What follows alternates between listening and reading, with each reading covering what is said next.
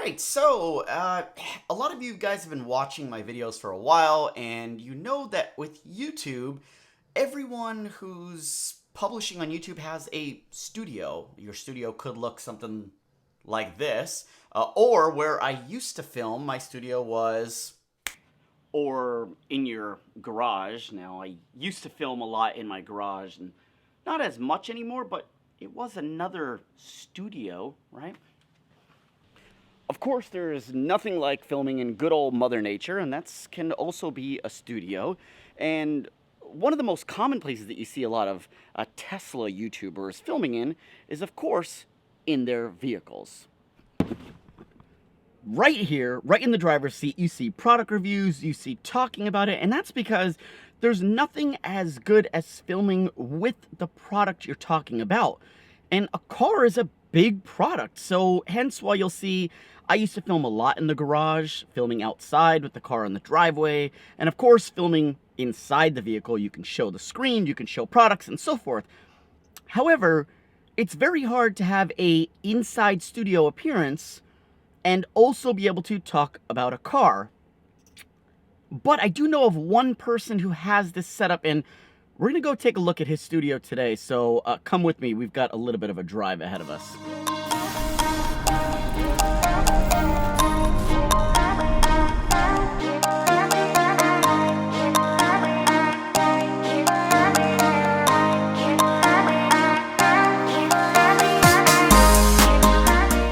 Almost forgot we're headed to San Francisco, and I never take chances in the city. California does require you to put on your front plate, and I don't have one on my vehicle, but because we're going to San Francisco, I just, quickly add it on when I'm going there. So thanks to I think the Quick Bandit by Tony Pham. I'll put a link to them down below, but it's helpful.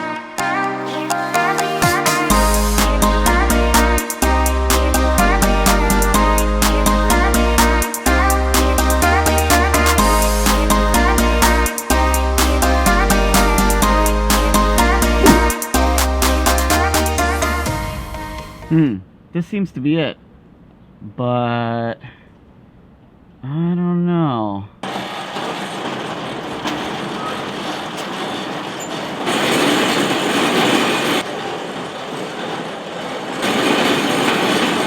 think I'm gonna be kidnapped. Holy crap. How's it going? It's going good, man. How are you? Good to see you.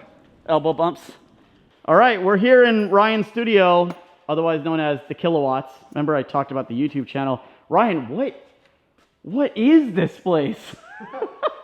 So I got a little bit of a studio here for my cars, for my rental business, and for the YouTube. So this is where all the magic happens. Yeah, right back there. Let's take a look. This is nuts. The size of this place.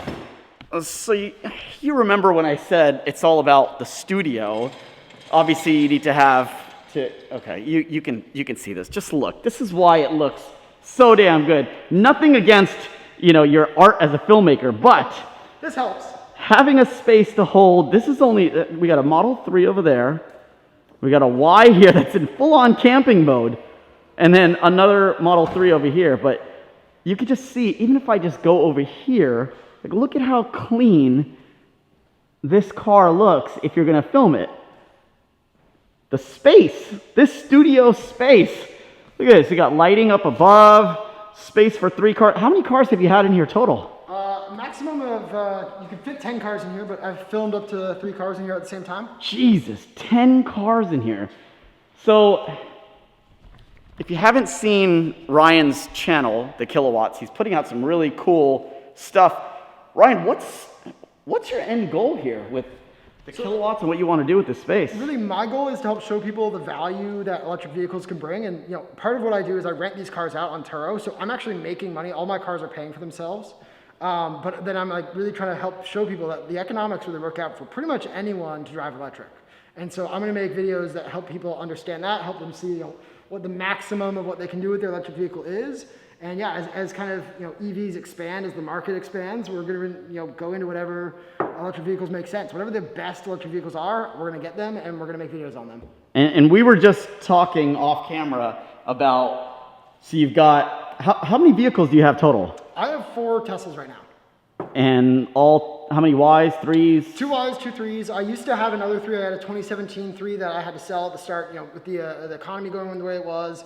To trade up to the Model Y, I had to trade that one in. But I'm really trying to like A/B test, how are the 3s doing versus the Y?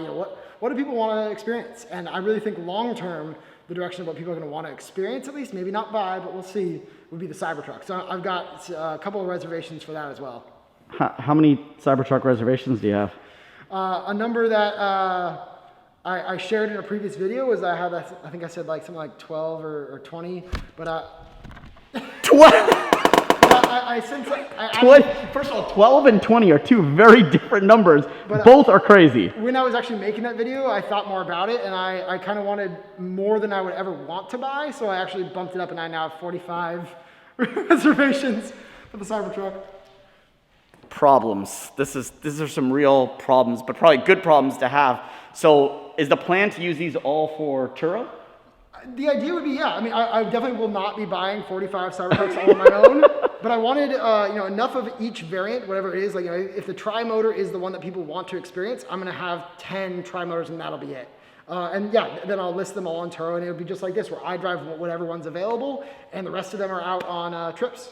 And I'm sure the Cybertruck is going to look amazing in here. You saw mine. I'm going to put it on the side of my house on my driveway, but it's not a studio like this. I mean, this is very, very impressive. And if you guys watch his videos, you'll see why it looks so good in here, because it's just, you got the space for it. I mean, look at this shot right here of all 3 vehicles, in here. You've got camping mode, trunks open, Model 3 here. It's just amazing, amazing stuff. What I love is that everything's like controlled in here. I'm able to do kind of whatever I want, try and fail, frequently try and fail, and I can try again. I can reset everything. I can turn the cars around here. It's awesome. Yeah, dedicated space, more than enough ceiling space to shoot things in the air. And I think I saw a flamethrower and some other things around. Yeah, you can check those out later. A lot of fun can happen in here. This is awesome. I'm going to try getting up in here. This is going to be fun. Do it.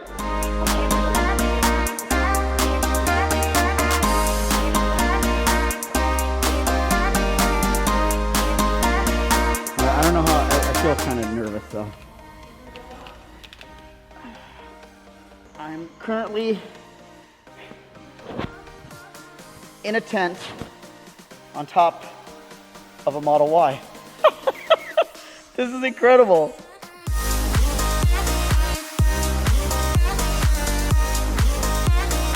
Oh, it's pretty nice. You can look up at the stars. Can I fit fully in here? Oh yeah, I can. Oh, this is great. This is really well worth it. Yeah. Okay, now I just got to convince my wife to get to be like okay with camping. Uh-huh. You can see the stars. I've got like views from everywhere. Not too bad. And this has the 22s on there, right? This has the 21s. Or the 21s. Performance 21s. And so it takes about 10% off of that. It's taken about like 12 or 13% off on my 3s, but only about 10% on the Y. Huh. Yeah. Amazing. Absolutely amazing. So somebody can come in here and use your studio. You have a fee. Yeah. And they can take amazing pictures here. Yeah. Because you got a beautiful white wall and all photos. I'll put a couple of Ryan's photos here so you can see. So yeah, if you're in the San Francisco Bay Area, hit this man up if you want to take some cool photos in a nice studio that's made to make your car look amazing. With electric vehicles primarily, but yes. Yes. We don't want smog inside this space here. It's not safe. It's not safe. If you want to take a picture of your Tesla in here, yeah, hit him up.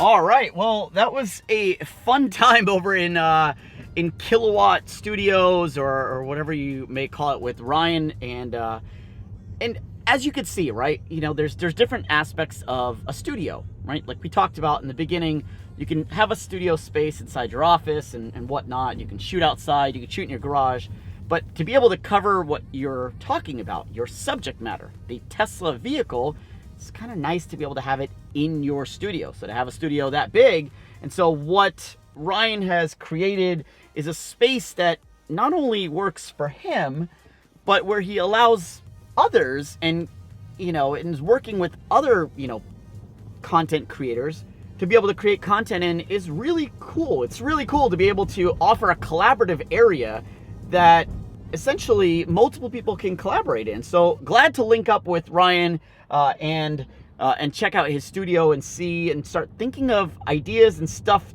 to do there. So if you've got any ideas of stuff that you think would look really cool in a big studio space like that, let me know.